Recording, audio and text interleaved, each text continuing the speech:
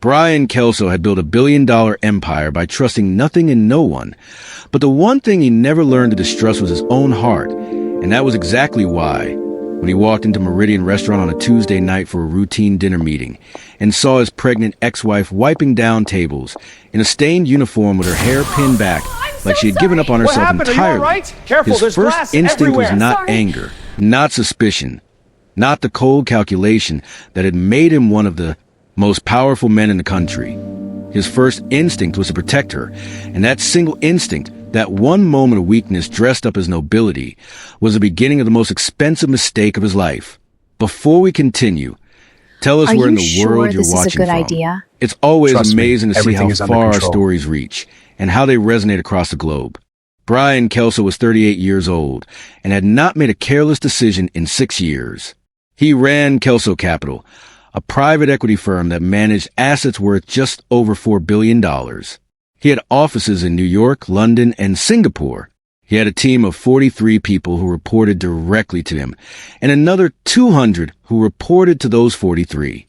He had a daughter named Lily who was 6 years old, and who called him Daddy, and who was the only person in the world he trusted completely. He had an ex-wife named Jennifer Monson, and he had not seen her in 9 months. Jennifer had left him on a Thursday morning in October. She had not argued with him, had not given him a dramatic exit, had not even raised her voice. She had simply packed 2 suitcases, left her key on the kitchen counter, and sent him a text message that said she was sorry and that she needed to start over somewhere else. A week later, his lawyer received paperwork from her lawyer dissolving the marriage.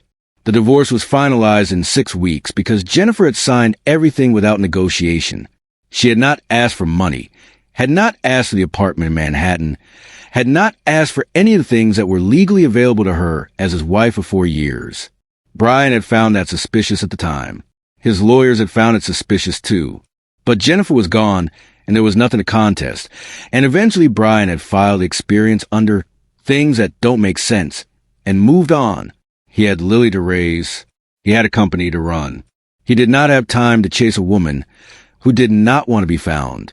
He heard rumors, of course. His social circle was small, but deeply interconnected, and people talked. Someone said Jennifer had been seen in Paris. Someone else said she had a new man, a European with money, and that was why she had left so cleanly, because she was already in love with someone else before she walked out the door. Brian had listened to these rumors the same way he listened to most things people said to him socially, which was with polite attention and zero emotional investment. He did not know if Jennifer had a European lover. He did not particularly care. She was his ex-wife, and his ex-wife was none of his business. That was what he told himself for 9 months. Then he walked into Meridian Restaurant. The dinner meeting was with a man named Carl Dutton, a hedge fund manager from Chicago who wanted to discuss a co-investment opportunity in a renewable energy company. It was the kind of meeting Brian had 3 or 4 times a week. He arrived at 7:15, was seated at a corner table by the maitre d', and ordered water while he waited for Carl. The restaurant was upscale, crystal chandeliers, white tablecloths, the kind of place where the menu did not list prices because the clientele was not supposed to care about prices. Brian had eaten there a dozen times and had never paid much attention to staff. He paid attention that night because one of the waitresses dropped a tray. It was not a dramatic crash. 2 glasses fell. 1 broke. Water went across the floor near the entrance to the kitchen. The sound made a few diners look up briefly. Brian looked up too, because he was near the kitchen entrance and the sound was close. He saw a waitress crouching down to pick up the broken glass, and he saw that she was pregnant, visibly, heavily pregnant. The kind of pregnancy that made it physically difficult to crouch. And then she turned slightly to gather the larger piece of the broken glass, and he saw her face. It was Jennifer. Brian did not move for several seconds. He was a man who had trained himself over many years to respond to surprises without showing anything on his face, and that training held. He sat still and he looked at her, and he cataloged what he was seeing the way he cataloged everything, which was clinically and completely. Jennifer was pregnant, very pregnant. He estimated 7 or 8 months, possibly more. Her face was thinner than he remembered, which was noticeable because the rest of her body was carrying the weight of the pregnancy. She had lost the kind of healthy, well-rested glow she had always had when she was with him. She looked tired in a way that went beyond a single bad night. She looked like someone who had been tired for a long time and had stopped expecting it to change. Her uniform was clean, but it was the wrong size, slightly too large in the shoulders and slightly too short in the hem, which meant it was not fitted to her and was probably borrowed or cheaply purchased to accommodate the pregnancy. Her hair was up in a practical clip, not styled, just contained. She was wearing flat shoes that looked worn at the heel. She had not seen him. She was focused on cleaning up the mess, and a man Brian assumed was the floor manager had appeared beside her and was speaking to her in a low, tense voice. Brian could not hear the exact words, but he could read the interaction clearly. The manager was not concerned. The manager was annoyed. He was speaking to Jennifer the way a person speaks to an employee they have decided is a liability. And Jennifer was nodding and apologizing and cleaning faster, and there was nothing in her posture that suggested she thought she had any right to defend herself. Brian watched this for approximately 45 seconds. Then he stood up. He was not thinking about the 9 months. He was not thinking about the text message she had sent him, or the signed divorce papers, or the rumors about the European man. He was thinking that Jennifer was 8 months pregnant and crouching on a restaurant floor picking up broken glass while a manager stood over her and spoke to her like she was nothing. And that was not something he was going to sit at his table and watch. He crossed the room, and he did not hurry, because he was Brian Kelso, and he did not hurry, but he moved with purpose. He reached Jennifer before the manager finished his speech. He crouched down beside her, something he was physically much more capable of doing than she was. And he picked up the remaining piece of broken glass and set it on the tray.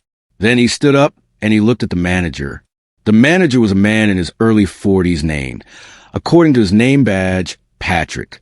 Patrick had the look of someone who had worked in upscale hospitality long enough to know the difference between a regular customer and someone who owned things.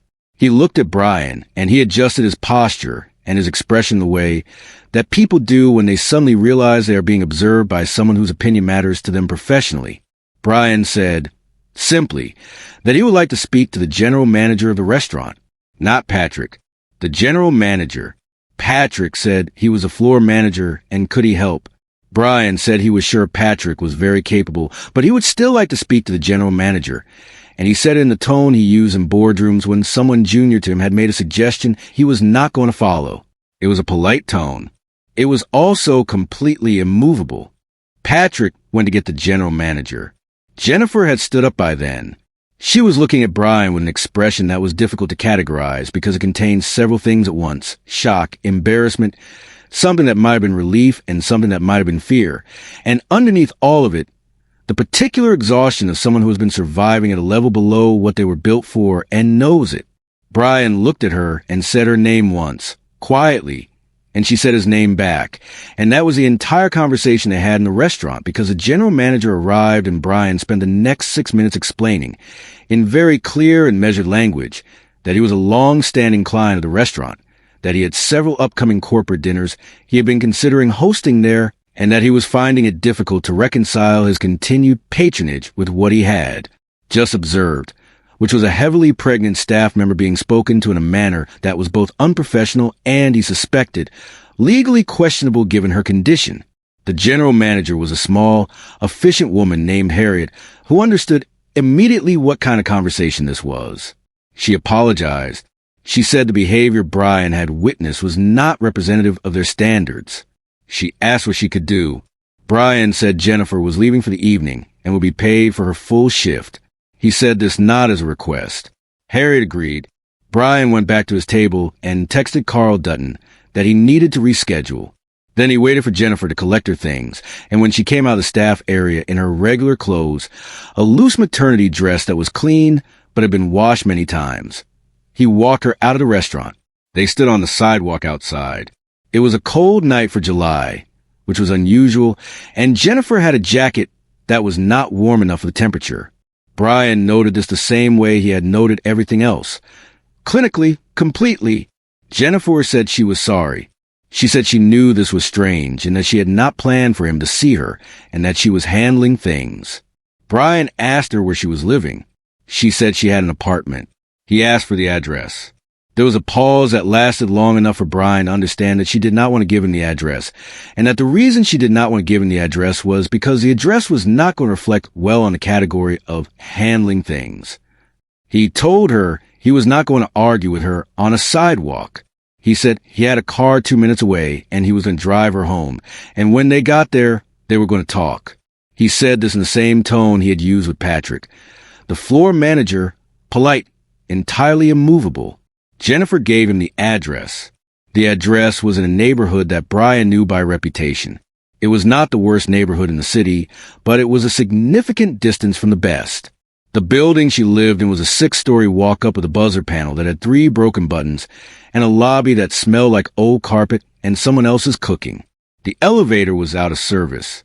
The stairs were functional but narrow, and Jennifer climbed them slowly, one hand on the railing, because her center of gravity had shifted and the pregnancy made everything physical more deliberate. Her apartment was on the 4th floor.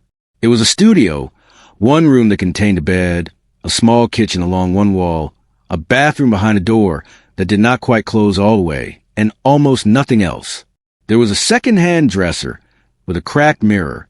There was a folding table with one chair.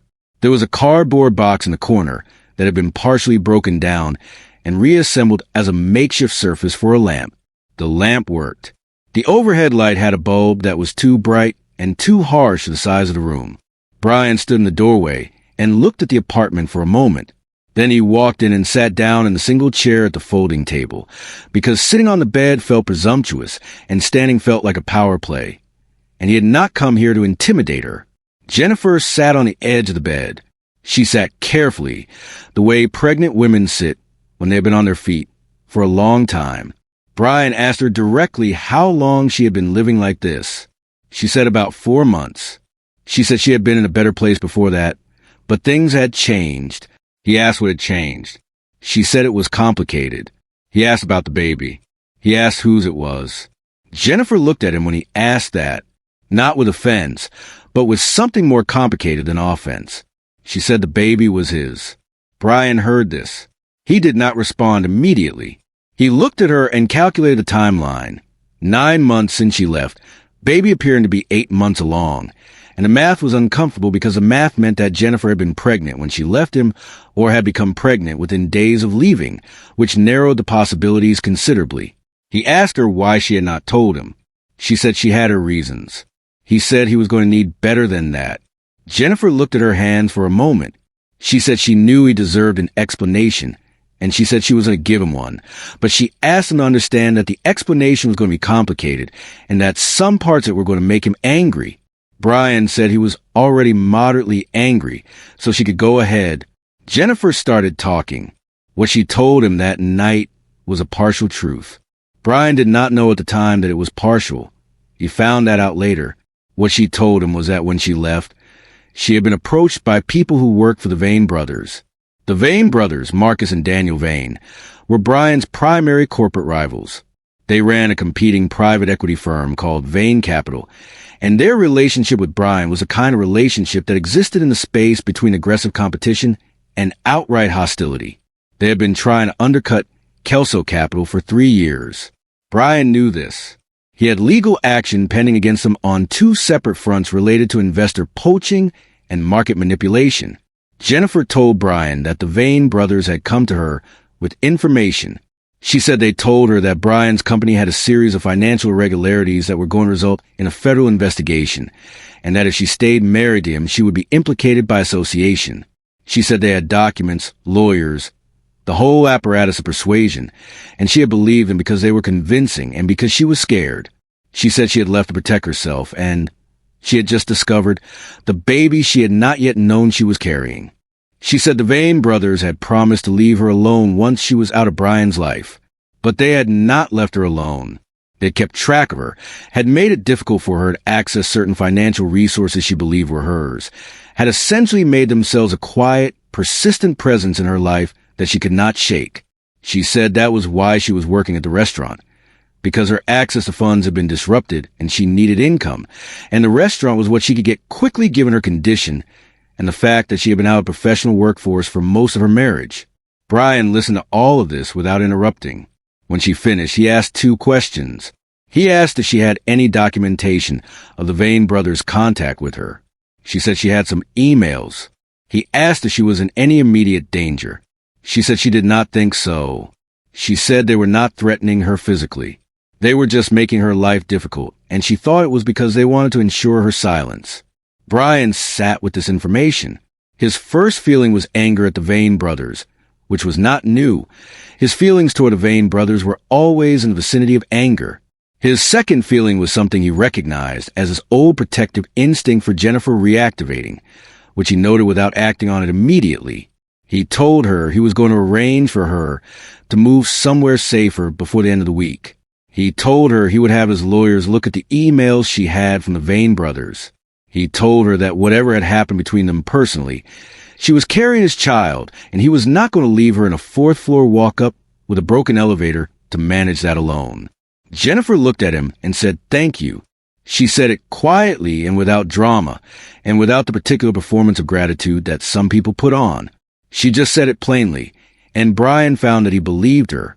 He should not have, but he did. He left her apartment that night, and he sat in the back of his car, and he called his head of security, a former intelligence analyst named Gordon Reeves, and he told Gordon he needed a full background report on Jennifer's last 9 months. Every financial transaction, every address, every person she had been in contact with. He wanted it within 48 hours. Gordon said he would have it in 36. Brian did not sleep much that night. He thought about Jennifer in that apartment, about the broken elevator, about the way she had been crouching on the restaurant floor picking up broken glass at 8 months pregnant. He thought about the baby, who was his, and who was going to be born in a matter of weeks into circumstances that Brian found unacceptable. He thought about Lily, who was asleep in her room at his apartment with her nanny watching over her, who had not asked about Jennifer in months because 6-year-olds adapted to absence more efficiently than adults did, and who was about to discover she was getting a sibling. He thought about the Vane brothers, and the thought was cold and focused in the way his thoughts about business problems always were. He did not yet think about the possibility that Jennifer had lied to him. That thought came later. Gordon Reeves delivered the background report in 31 hours. He sent it as a secure encrypted file at 4 in the morning, and then called Brian at 7 to walk him through the most important parts, because Gordon had been working for Brian for 5 years and knew that some information required conversation, not just documentation. Brian read the report first. Then he called Gordon back. The report did not say what Brian had expected it to say. Brian had expected the report to show Jennifer moving around, struggling, being monitored by the Vane brothers, living the life of a woman who had been pressured out of her marriage by corporate rivals and was trying to put herself back together. That was the story Jennifer had told him. Brian had found it believable because it was consistent with what the Vane brothers were capable of, and because it explained things that had previously not made sense, like the speed of the divorce and the lack of any financial demands. The report told a different story. In the first 2 months after leaving Brian, Jennifer had not been struggling. She had been active. She had made 12 trips to a law office in Midtown that had no visible connection to her previous legal representation. The firm was called Herrick & Associates, and Herrick & Associates had, buried in its corporate structure 3 layers deep, a registered client relationship with Vane Capital. Jennifer had also made 4 visits to a private financial consulting office in New Jersey. The consultant's name was Thomas Eady, and Thomas Eady's professional history included 6 years as a chief financial strategist for a company that had, before its dissolution, been a holding vehicle for several of Marcus Vane's personal investments. Jennifer had opened 3 accounts during this period. 2 were in her name. One was in the name of a company called Monson European Holdings, which was registered in the Cayman Islands. Brian had never heard of Monson European Holdings. His name was not on any of its paperwork. Jennifer's name was listed as the sole director. Monson European Holdings had received 4 wire transfers during the months after Jennifer left Brian. The transfers totaled approximately $800,000. The source of the transfers was traced, with difficulty, back through a chain of shell companies to accounts that had originated transactions connected to, and here was the part that Gordon wanted to walk through carefully. Financial structures that were consistent with the known operating methodology of Vane Capital's off-books division. Brian read this 3 times. The European lover was not a man. The European lover was Monson European Holdings. The company Jennifer had told people she was with, the reason she had given their social circle for her departure, was a legal entity she owned and controlled, and that entity had been receiving money from a source connected to Vane Capital, not before she left Brian, not as a reward for leaving him, but during the period when she was supposedly being pressured and isolated by them. She had not been their victim. She had been their partner. Gordon walked Brian through the next section of the report, which was about Kelso Capital's internal data security. Brian already knew that there had been a series of attempted intrusions into his company's investor database over the past 2 years. His cybersecurity team had documented 17 separate incidents. What Brian had not known, what no one on his team had connected, was that 12 of those 17 incidents had followed within 2 weeks of meetings that Jennifer had attended as his wife. Partner dinners, client events, the social calendar of a CEO's spouse. Jennifer had been at those events. She had spoken to people. She had been charming and warm and present the way she always was. And then, within 2 weeks, someone had tried to access the database sections that held information about the clients and deals discussed at those events. The report did not prove that Jennifer had passed information. It documented a pattern of correlation that was, in Gordon's professional assessment, beyond coincidental. Brian sat in his office after the call and looked out the window for a long time. He was not a man who wasted time on emotional responses before he had finished processing facts. So he did not do that. He processed facts. The facts were that Jennifer had not been blackmailed into leaving him. Jennifer had left him as part of a coordinated plan that involved her, the Vane brothers, a shell company, and $800,000 in wire transfers. The facts were that his ex-wife had been an operative of a sort inside his own household. The facts were that he found her last night and felt protective of her and had told her he would move her somewhere safer and have his lawyers look at her emails. And she had said thank you in a quiet, plain way that he had believed. He called Gordon back and asked one more question. He asked whether the report showed anything about when a relationship between Jennifer and the Vane brothers had ended or changed. Gordon said that was the interesting part. The wire transfers to Monson European Holdings had stopped abruptly about 5 months ago. Around the same time, there had been activity suggesting that someone had attempted to dissolve the shell company in a hurry, improperly, in a way that left loose ends. The 2 visits Jennifer had been making to the law office in Midtown had stopped. And then, from months ago, she had taken the apartment in the walk-up and started working at the restaurant. Brian asked Gordon what he thought had happened. Gordon said it was a professional opinion that something had gone wrong between Jennifer and her partners. A falling out, a betrayal, a change in terms. He said people in corporate espionage arrangements did not usually end up working at casual dining restaurants unless something had gone significantly sideways for them. Brian asked if the timing of the falling out aligned with anything in Jennifer's visible situation. Gordon was quiet for a moment. Then he said yes. It aligned roughly with the point at which Jennifer's pregnancy would have become visible and undeniable. Brian understood this immediately because he was intelligent and because the logic was not complicated. Jennifer had been in a partnership with the Vane brothers. The partnership had presumably required her to maintain distance from Brian, to be unavailable, to be in the process of starting a new life elsewhere. A pregnancy that could be traced back to Brian, and the timeline made clear that it could be traced back to Brian, was a complication the Vane brothers had not planned for. It connected Jennifer to Brian in a way that could not be undone. It was evidence of the timing and nature of their real relationship. It was, from the perspective of people running a covert operation, a serious liability. The Vane brothers had ended their arrangement with Jennifer when she refused to end the pregnancy. That was Gordon's assessment, and Brian agreed with it. He sat with this for the rest of the morning. He had a board meeting at 2 that he attended and ran, without revealing anything of what he now knew. He was skilled at compartmentalization. He had been developing that skill since he was a young man in environments that required it, and it served him now. He sat in his board meeting and discussed quarterly projections and thought, in the back of his mind, about Jennifer. She had tried to help the Vane brothers destroy him. She had attended his events and taken notes and passed information, or had been positioned to pass information, for at least 2 years of their marriage. She had left him not because she was scared of being implicated in his problems, but because the next phase of the plan had required her to leave. She had taken $800,000 that traced back to his rivals. She had built a shell company in her own name and called it her European Lover and used it as both a financial vehicle and a cover story. And then the Vane brothers had turned on her. When the pregnancy became a problem, she would not solve the way they wanted her to solve it. Brian did not feel what most people would have expected him to feel at this point, which was a collapse of the protective instinct from a night before into something like contempt or rage. He felt those things, but they existed underneath a layer of calculation that was already running, already working the problem forward. Because there was a problem to work. There was a baby, his baby, who was going to be born in a matter of weeks. There was Jennifer, who had tried to betray him, but who was now in a vulnerable position, and who was a key to a significant amount of information about the Vane brothers' operation. And there were the Vane brothers, who had legal action pending against them already, and who had now, it appeared, been running a corporate espionage operation that included recruiting his wife as an inside agent.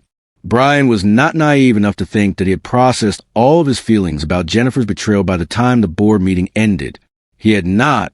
He knew that the feelings were there and that they would surface eventually, and that when they did, they would be considerable. But he also knew that feelings surfaced at the wrong time could destroy leverage. And he had leverage now. He had information. And information, managed correctly, was always more valuable than rage. He called his lead attorney, a woman named Patricia Walsh, and he told her he needed an emergency meeting at 7 that evening. He told her to bring her partner, who handled corporate litigation. He told her it was about the Vane brothers. He did not tell her it was also about Jennifer. That evening, before the meeting with Patricia, he went back to Jennifer's apartment. He went alone. He had told Jennifer the previous night that he would arrange for her to move, and he had not yet arranged that, and he wanted to see her before he decided how to proceed. He needed to look at her again with what he now knew and see what had changed. Jennifer let him in. She looked better than the previous night, which was not a high bar. She had slept. She had eaten something.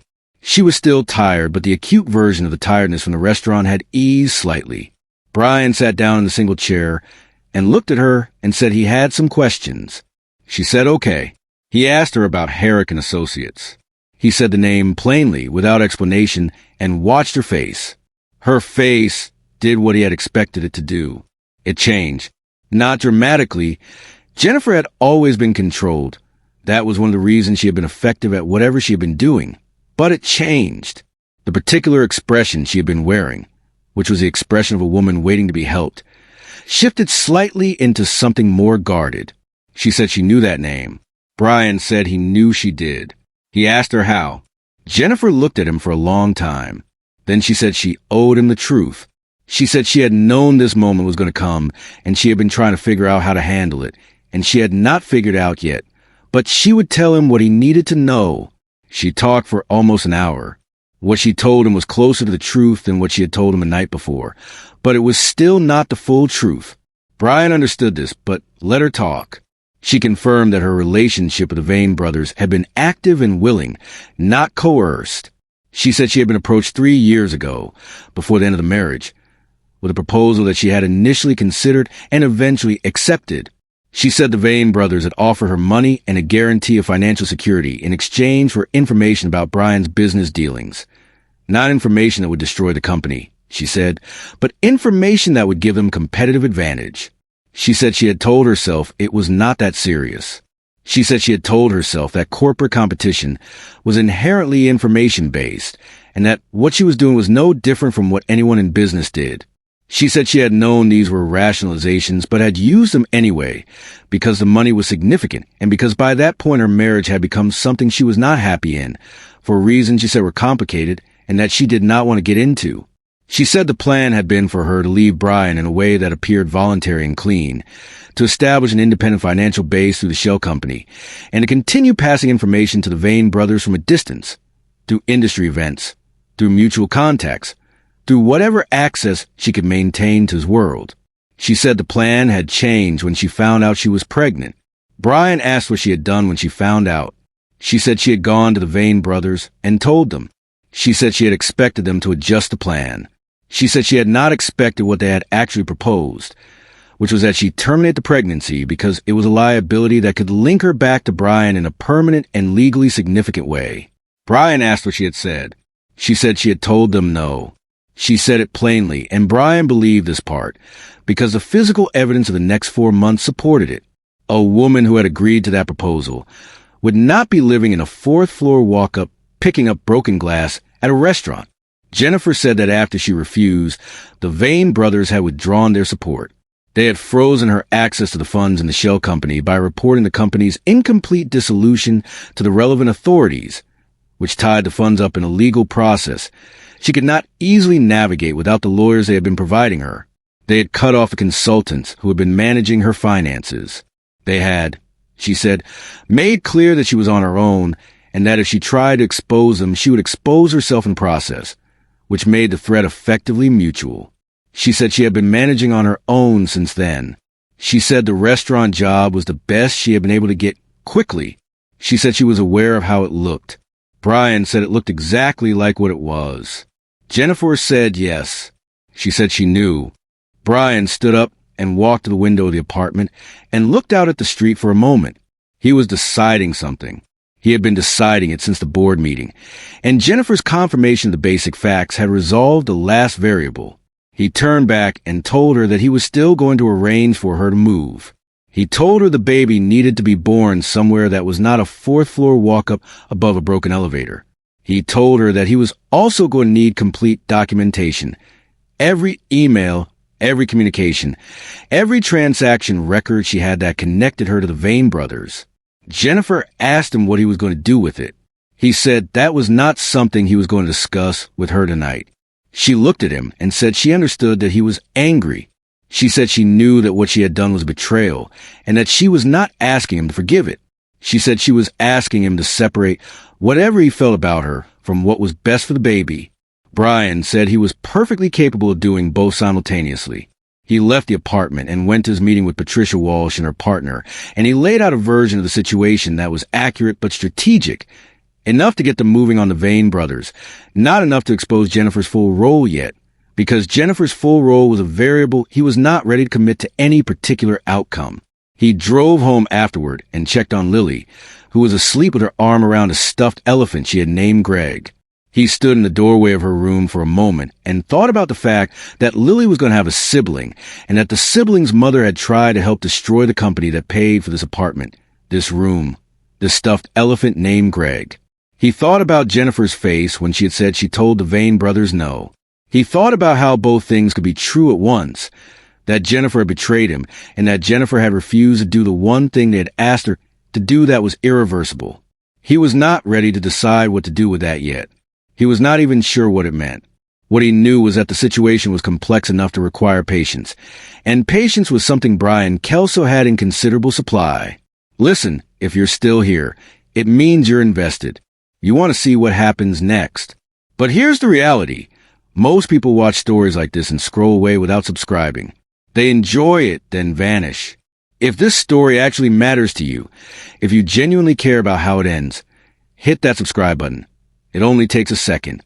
Otherwise, you'll probably forget this channel exists and miss all the other incredible stories I share. Brian moved Jennifer to a service apartment 3 days later.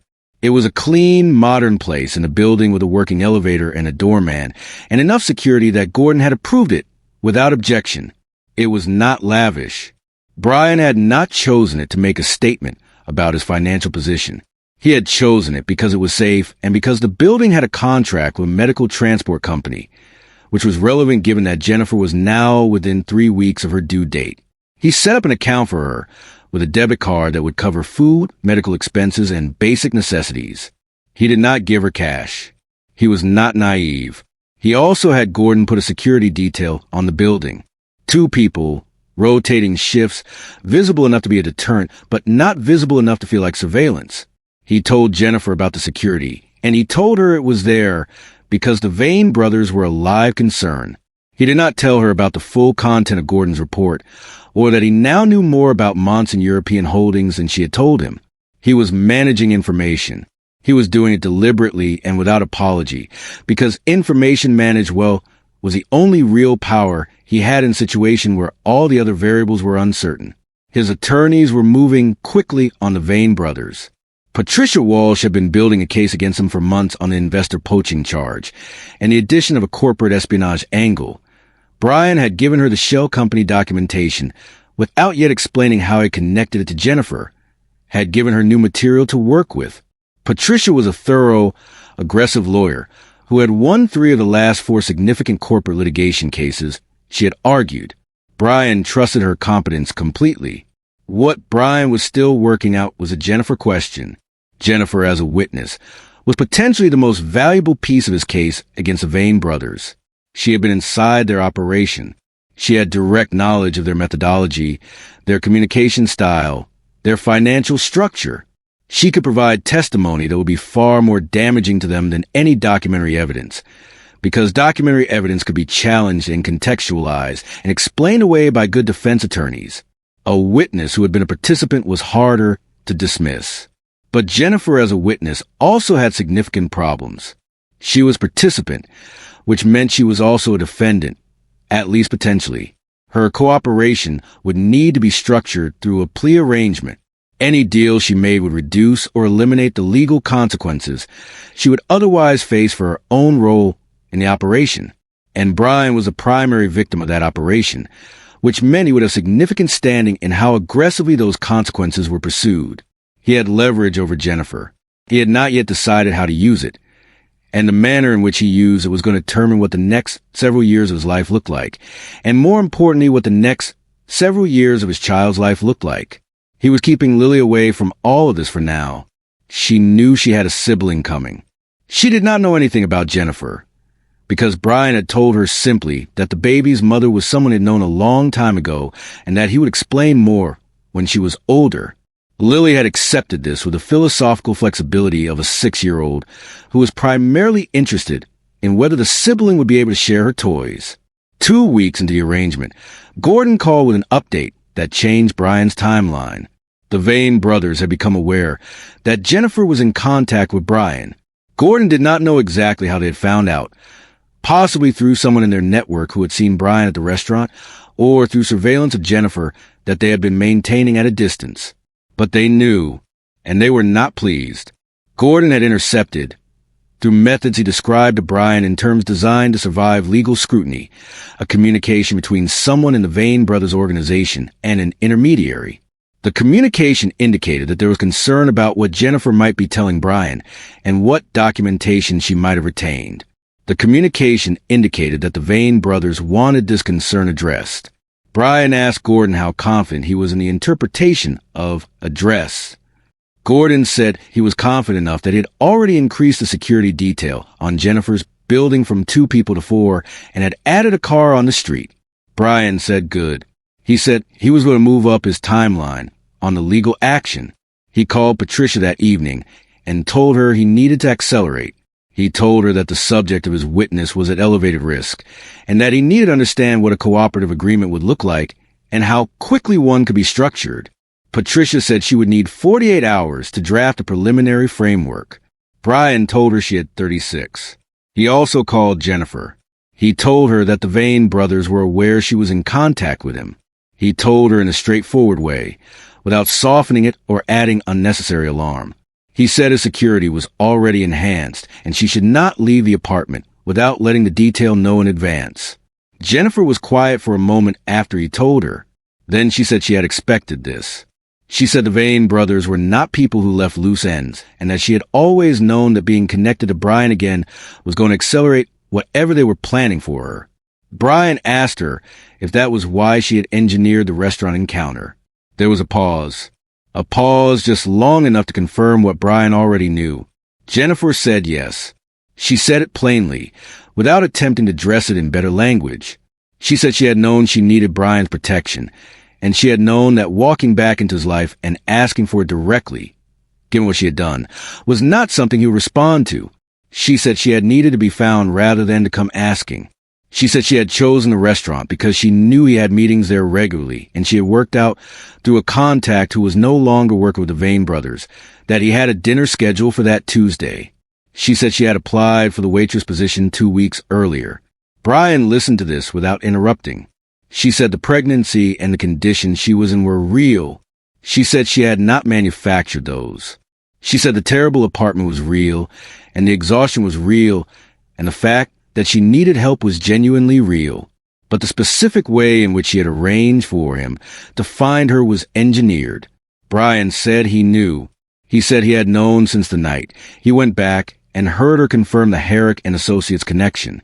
He said a woman who had spent years in a covert arrangement with corporate operatives did not accidentally end up being found in the one restaurant her ex-husband visited regularly. Jennifer asked if he was going to hold it against her.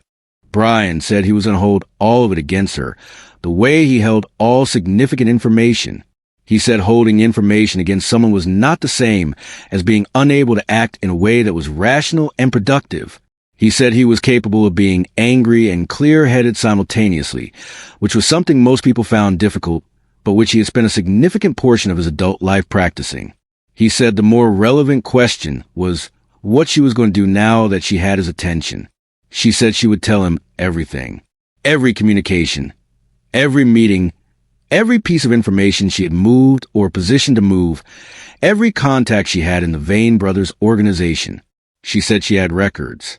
She said she had kept records from the beginning, not out of loyalty to Brian, but out of self-protection, because she had understood early in the arrangement that the Vane brothers were people who preferred not to have partners who could talk, and that if she ever needed to defend herself, she would need documentation.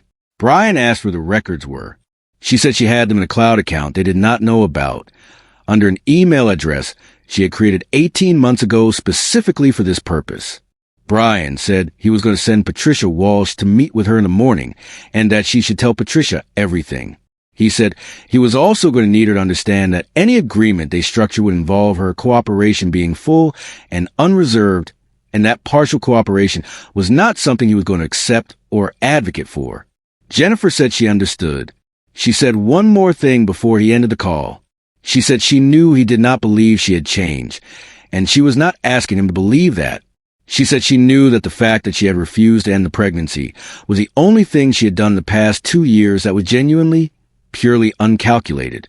She said everything else had been strategic, including finding him at the restaurant, but that one decision had not been. She said she just wanted him to know that. Brian said he would factor it in.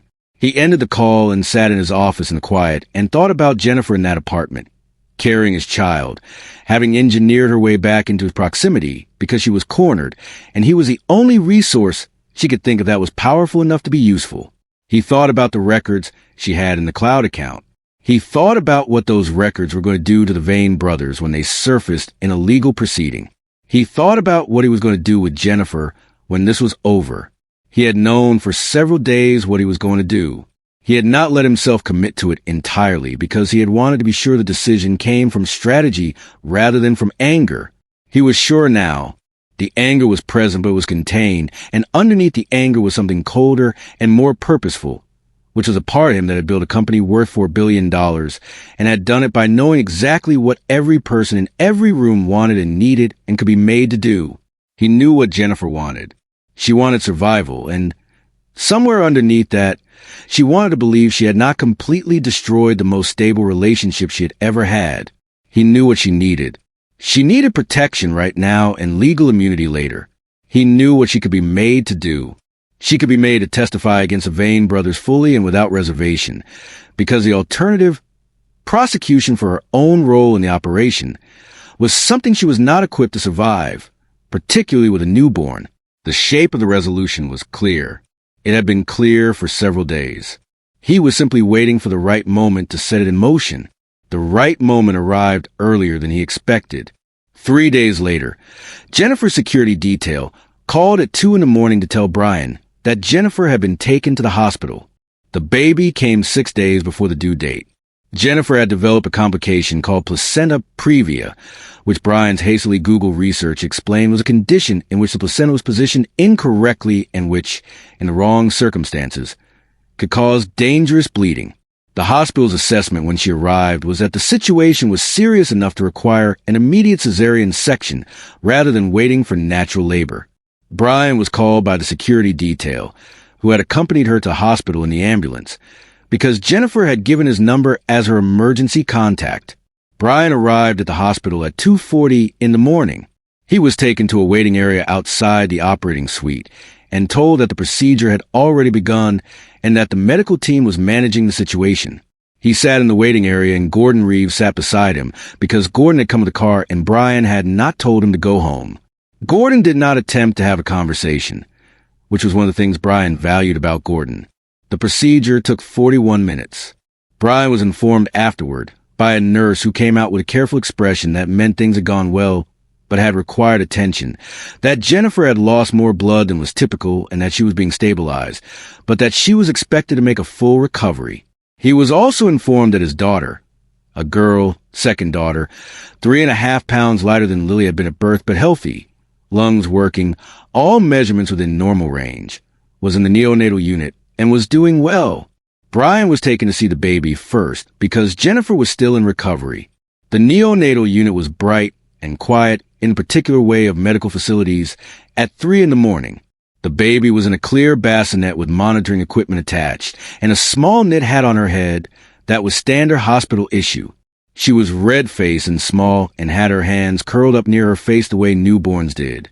And she looked, Brian thought, almost exactly the way Lily had looked on the night Lily was born, which was a fact that registered somewhere beneath all the other things he was thinking and feeling and calculating. He stood next to the bassinet for a while. The nurse left him there. He looked at the baby and thought about a number of things that he was not going to describe to anyone, and that he filed under the category of private. He was taken to Jennifer's room 40 minutes later. She was out of recovery and conscious, but not fully alert. The combination of anesthesia, wearing off, and blood loss had left her in a state that was functional but slow. She knew he was there. She looked at him when he came in and her eyes tracked him as he sat down in the chair beside her bed. He asked how she was feeling. She said she had felt better. He said the baby was healthy. He said she looked like Lily. Jennifer closed her eyes for a moment when he said that. Then she opened them and said she wanted to tell him something while she was in this particular state, which she described as being too tired to be careful. Brian said he was listening. She said she knew what he was planning. She said she was not stupid, and she had known him for 5 years, and she understood how he thought. She said she knew he had the information he needed to make a deal with the federal prosecutors who were building a case against the Vane brothers, and she knew that she was the instrument through which that deal would be made, and she knew that his decision about how much protection to extend to her in the process of making that deal was a variable that would determine the next 10 years of her life. Brian said she was correct on all counts. She said she was not asking him to go easy on her. She said she understood she had waived the right to ask that. She said she was asking him to consider that the thing she had refused to do, the thing the Vane brothers had asked her to do that she had said no to, was the reason the baby was alive and in the neonatal unit down the hall, and that she did not need him to weigh that against everything else she had done, but that she wanted him to know she was aware of it and that it was a decision she was least sorry about. Brian said he was aware. He said that was a decision that had determined the shape of what came next. Jennifer said, what did that mean? Brian said it meant he had spoken Patricia Walsh and through her to a contact at the U.S. Attorney's Office, and that there was a preliminary agreement being structured under which Jennifer's full testimony and documentation about the Vane brothers' operation would be provided in exchange for a cooperative witness agreement that would result in a significantly reduced set of legal consequences for her own involvement. He said the consequences would not be zero. He said that was not something he was willing to advocate for. He said she had done real damage and that the people who had suffered that damage deserved to know it had been acknowledged. But the consequences would be manageable. She would not lose the next decade of her life. She would not be unable to be a present parent. Jennifer listened to this. She was still slow from the anesthesia, but she processed it. She asked what he wanted in return. He said he wanted full testimony. He wanted the cloud account records handed over completely, nothing withheld. He wanted her to be the witness. He needed her to be, and to do it without reservation. She asked if that was all. He said there was one other thing. He said he wanted primary custody of both children. He said he was already raising Lily alone, and he was capable of raising two. He said the new baby would need stability, and that the next several months of Jennifer's life were going to be complicated, and that a newborn deserved uncomplicated. He said Jennifer would have access. He was not trying to remove her from the baby's life. He was not cruel, or at least he was not trying to be. He was trying to structure an outcome that was realistic given the circumstances. He said when things were settled and her legal situation was resolved, she could revisit the custody arrangement, and he would not obstruct that process. Jennifer looked at the ceiling for a moment. Then she said yes. She said it plainly, without conditions, the way she had said things when she was too tired to perform anything. Brian said he would have the paperwork ready when she was out of the hospital. He stayed for another 20 minutes. He did not know exactly why. She fell asleep during that time, which was natural given everything her body had been through in the past several hours. He sat in the chair beside her bed, and he did not look at her the way a man looks at a woman he is still in love with, and he did not look at her with contempt, because contempt was an emotion he found unproductive and one he tried not to indulge. He looked at her the way he looked at complex situations that were near resolution, with attention and a kind of cold respect for the difficulty of the whole thing. He went back to the neonatal unit before he left. He stood next to the bassinet again for a few minutes. He told the nurse on duty that he wanted to be called at any hour if the baby's status changed. The nurse said she would note it. He looked at the baby once more, small, healthy, red-faced, entirely unaware of the 4 chapters of adult catastrophe that had preceded her arrival. And then he went home. In the morning, he told Lily she had a sister. Lily asked what the sister's name was. Brian realized he did not know. Jennifer had not said, and he had not asked. He told Lily they were still deciding. Lily said she thought the sister should be called Emma because Emma was a good name. She said this with the absolute conviction of a 6-year-old making an important contribution. Brian said he would mention it. 6 days later, Jennifer was discharged from the hospital. The baby, whose name was ultimately Emma, because Brian found himself with no strong alternative and Lily's enthusiasm for the name was significant, came home with Brian in the car with a car seat that had been installed by a hospital staff member who had checked it twice. Jennifer had a different car, arranged by her legal team. She was going to a different destination, a facility connected to the program that managed witness protection for federal cooperation cases, not because she needed full protection, but because the period before the Vane brothers' indictment was going to be delicate and it was better to be cautious. Brian drove home with Emma in the back seat and Lily in the seat beside the car seat, watching her sister the way 6-year-olds watch new siblings, which was a combination of fascination and a preliminary calculation of future inconvenience. He thought about Jennifer in her car going the other direction. He thought about the shape of things now, which was what he had structured, and what he had known he was going to structure since the night he read Gordon's report. Jennifer had tried to make Brian Kelso into someone who could be managed, manipulated, and redirected. She had spent years building a strategy to undermine him, and had brought considerable intelligence and capability to the project. The version of Brian she had tried to create was a man whose sentimentality and love, for her, would be a usable weakness, a lever. What she had created instead, over the years of watching him respond to her plan, was a man who had learned to keep everything he felt in a sealed room while his hands did what needed to be done. A man who could sit in a hospital room next to the woman who had tried to help destroy him and feel everything he felt about that without letting any of it alter the structure of what he had already decided. He had been a man who loved her. That man had always made careful decisions. The version of him she had tried to produce, ruthless, purely transactional, finished with sentiment, was the version she had gotten in that hospital room, and the version she had handed Emma to, and the version who had designed her future for her while she was too medicated to negotiate the fine print. She had gotten what she built. He thought she probably understood that, in the way she understood most things when she was too tired to be careful, plainly and without the protection of her own rationalizations. He pulled into the garage of his building. Lily was already unbuckling herself from her seat. Emma was asleep, which babies were most of the time in those first days. Brian turned off the engine and sat for a moment in the quiet of the garage. He had a company worth $4 billion and a case against the Vane brothers that his lawyers said was going to be comprehensive and damaging. He had a 6-year-old who had opinions about names and was already devoted to her sister.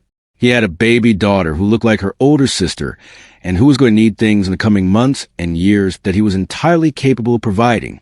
He had an ex-wife who was going to testify against the most dangerous professional enemies he had ever had and who would re-enter his life in some capacity when the legal dust settled, because she was the mother of his daughter and he was not going to pretend otherwise.